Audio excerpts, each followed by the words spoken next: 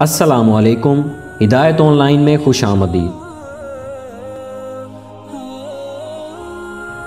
बिस्मिल्लाहिर्रहमानिर्रहीम। फरमाने मुस्तफ़ा सल्लल्लाहु अलैहि व आलिहि वसल्लम, जो भी मुसलमान नफ्स मर जाए इस हाल में कि वो गवाही देता हो कि अल्लाह के अलावा कोई इलाह माबूद हकीकी नहीं और मैं अल्लाह ताला का रसूल हूँ, और ये कहना इसके यकीन करने वाले दिल की तरफ लौटता हो, वो यकीने दिल से कहता हो, तो अल्लाह ताला उसकी मग़फ़िरत फरमा देता है।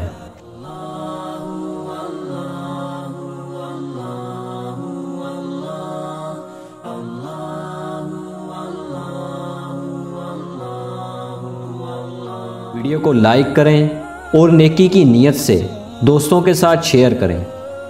शुक्रिया। खुदा हाफिज़।